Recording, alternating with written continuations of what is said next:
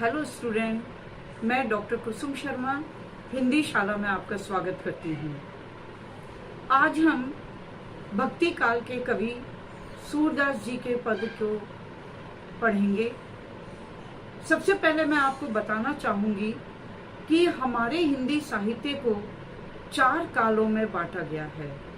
सबसे पहला वीर गाथा काल, दूसरा भक्ति काल, तीसरा रीति काल और चौथा आधुनिक काल। वीर गाथा काल वह समय था जब विदेशी आक्रमण हमारे ऊपर हो रहे थे और राजा भी दूसरे राज्यों को प्राप्त करने के लिए आपस में युद्ध कर रहे थे। तो उस समय राजाओं को प्रसन्न करने के लिए राज दरबारी कवि अपने राजा की वीरता की गाथाएं गाया करते थे। तो उस काल में जहां पर की भक्ति से परिपूर्ण जोश वाली कविताएं लिखी गई, उस काल को वीर गाथा काल कहा गया। और जब हमारे ऊपर विदेशी शासकों का प्रभाव हो गया, हम उनके गुलाम हो गए, उनके अंडर आ गए, तो सारी जनता दुखी हो गई। और जैसा कि मानव का स्वभाव होता है कि जब वह दुख में होता है तो प्रभु की शरण में जाता है, तो हमारे कवियों की रचनाएं भी प्रभु पर आश्रित हो गई। तो वो भक्ति काल कहलाया जब हमारी रचनाओं में प्रभु भक्ति सर्वोपरि दिखाई देने लगी। और उस काल में सूरदास जी, तुलसीदास जी, कबीर आदि कई कवि, रसखान ऐसे कवि थे जिन्होंने भक्ति काल अपने भक्ति से परिपूर्ण रचनाएं लिखी हैं। उसके बाद रीति काल आया जिसमें कि कविताओं को कैसे लिखा जाए, कविता लिखने की बकायदा ट्रेनिंग दी जाती थी। कविताओं में अलंकार, नायिका भेद, इन सब बातों की पूरी शिक्षा दी जाती थी, उनके लक्षण बताए जाते थे। वो था हमारा रीति काल। और जब भारतेंदु अंग्रेजों का शासन आया सन 1900 के आसपास, हमारा आधुनिक काल प्रारंभ हुआ, जिसमें कि सबसे पहले हमारा प्रगति काल और प्रयोगवाद, प्रगतिवाद, छायावाद, इन सारी कविताओं का सृजन हुआ, उनकी रचनाएं लिखी गई। तो आज हम भक्ति काल के प्रमुख कवि, कृष्ण भक्ति शाखा के प्रमुख कवि सूरदास जी के बारे में पढ़ेंगे। उनके पद या हमारी क्षितिज भाग 2 में संकलित हैं, उन पदों का आज हम पाठ करेंगे। भ्रमर गीत सूरदास का प्रसिद्ध खंड काव्य कह सकते हैं हम, क्योंकि उन्होंने 3 रचनाएं, उनकी जो रचनाएं थी उनको 3 भागों में विभाजित, 3 ग्रंथों में विभाजित किया है। सूर सागर, सूर लहरी और सूर सारावली। तो ये जो भ्रमर गीत लिया गया है, ये सूर सागर से लिया गया है। इसका नाम भ्रमर गीत क्यों पड़ा?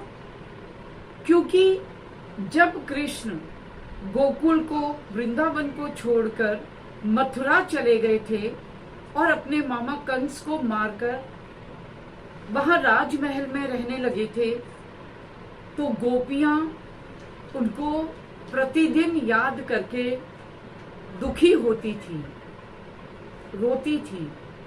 और मथुरा में कृष्ण भी अपने ब्रज के सखाओं को नहीं भूल पाए थे, तो वे अपने मित्र उद्धव को गोपियों के पास भेजते हैं कि वे गोपियों को जाकर समझाएं कि कृष्ण को भूल जाएं और परमात्मा में अपना ध्यान लगाएं। उद्धव गोपियों के पास पहुंचते हैं और गोपियों को समझाने का प्रयत्न करते हैं कि तुम पर ब्रह्म की उपासना करो, कृष्ण के प्रेम में कुछ नहीं रखा है। पर गोपियां तो कृष्ण के प्रेम में बावरी थी। उन्होंने उद्धव को जो कुछ भी सीख दी या उद्धव ने जो कहा था उसका जो उन्होंने आंसर दिया, जवाब दिया, वो उन्होंने भंवरे के माध्यम से दिया था। तो भंवरे को माध्यम बनाकर जवाब दिया और संस्कृत में भंवरे को भ्रमर कहा जाता है। तो इसलिए सूरदास के इन पदों का नाम भ्रमर गीत पड़ा, जो हिंदी साहित्य का एक अनमोल रत्न है। तो उन्हीं के पहले पद को हम यहाँ पर पढ़ेंगे। ऊधो तुम तो अति बड़भागी। गोपियां उद्धव से कहती हैं, हे उद्धव तुम बड़े भाग्यशाली हो। अपरस रहत सहन तगाते, स्नेह तगाते नाही मन अनुरागी। तुम तो प्रेम के धागे से अछूते रहे हो, ना ही मन अनुरागी। कृष्ण के पास रहते हुए भी तुम्हारे मन में कोई प्रेम, कोई अनुराग की भावना उत्पन्न नहीं हुई। अब देखिए यहाँ पे गोपियां ताना मार रही हैं उद्धव को, उद्धव के ऊपर व्यंग्य कर रही हैं कि कृष्ण जो प्रेम के सागर हैं, तुम कहने आए हो कि उस कृष्ण को हम भूल जाएं। हे उद्धव तुम ही बड़े भाग्यशाली हो जो कृष्ण के प्रेम में नहीं बंधे। हे उद्धव पुरैन पात रहत जल भीतर, तारस देह न लागी। तुम तो उस कमल के समान हो। पुरैन यानी कमल, पात मतलब पत्ता। तुम उस कमल के पत्ते के समान हो जो रहत जल भीतर, जो जल के अंदर रहता है, पर तारस देह न दागी। उस पत्ते पर पानी का कोई असर नहीं होता, पानी की बूंद का कोई दाग उस पर नहीं लगता। हे उद्धव तुम तो उस कमल के पत्ते के समान हो, सच में तुम बड़े महान हो। तो गोपियां वास्तव में यहाँ उद्धव को महान नहीं कहना चाहती, बल्कि उनके ऊपर व्यंग्य कर रही हैं, टॉन्ट कर रही हैं। जो जल महा तेल की गागरी, बूंद न ताको लागी। आगे गोपियां कहती हैं, हे उद्धव जो जल महा, तुम तो उस तेल से चुपड़ी हुई, तेल से सनी हुई उस मटकी के समान हो, जिसे जल में डुबो दिया जाए तो मटकी के ऊपर पानी का कोई असर नहीं होता, उसमें एक बूंद भी नहीं लगती है। तो जो जल महा तेल की गागरी, जैसे तेल से सनी हुई गागर को जल के अंदर डाल दिया जाए और उस पर एक भी बूंद ना लगे, तुम उसी मटकी के समान हो। यानी गोपियां कहना चाहती हैं कि तुम तो चिकने घड़े हो, जो इतने दिन रहकर भी तुम्हें कृष्ण प्रेम का कोई असर नहीं हुआ। प्रीति नदी में पाँव न बोरियो, दृष्टि न रूप परागी।